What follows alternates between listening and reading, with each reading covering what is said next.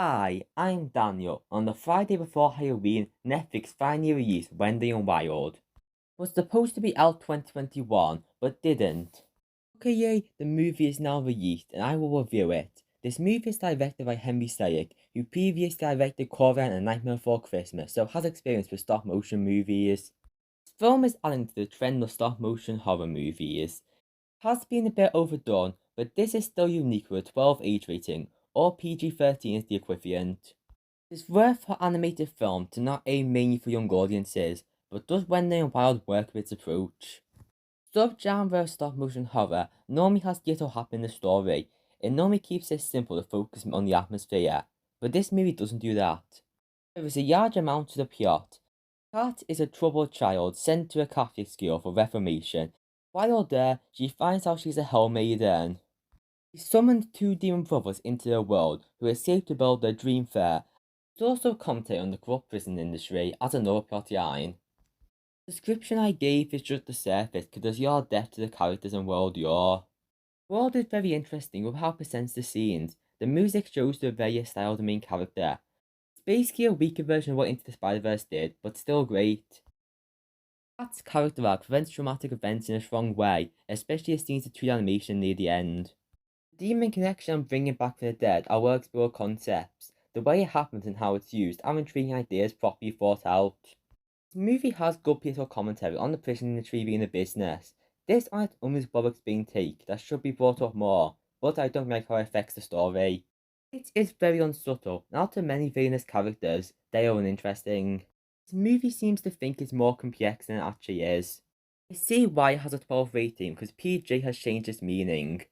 I don't think young kids should be watching it, but all singing movies are PG. The ending shows there's a more uplifting story with just some elements of horror. The prison idea sounds complex, but turns to a simple save the rec center story.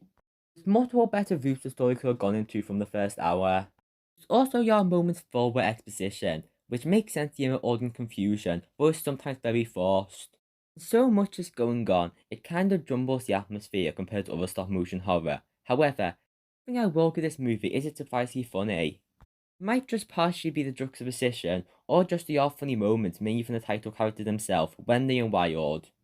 They aren't really the main characters and mainly stay as secondary to Cat. They are demon brothers who have a good dynamic in almost all their scenes. They really like the showman act and how they aren't just one character. The thing about them is they're not as important as they should be. I at least thought they'll be the most marketable, but the other posters and trailers focus on Cat.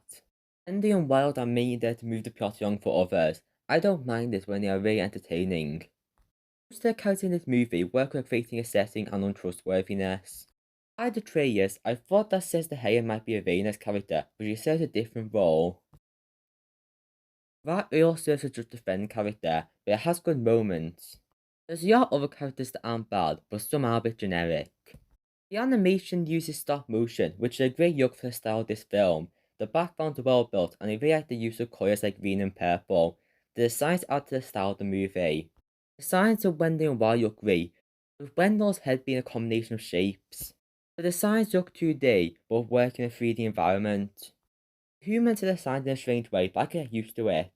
Dolls are made from different parts from the head. You can even see the lines sometimes. It's a nice homemade touch without feeling lazy. The movie even has a reference to stop motion when Wendy and Wild are assigned the skeletons. There's some weird texture for the hair, but I like it, especially with that goat design. A goat does look like it's from an entirely different film. Wendy and Wild is a great movie with darker tone and theme. It seems to think it's more serious than it is, being another story with Yoni learning to make friends. It is not bad that, it does it very well in fact.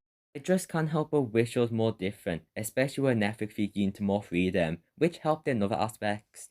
In conclusion, I give Wendell and Wild 8 out of 10 and would recommend. It's great but has its problems preventing it from being higher.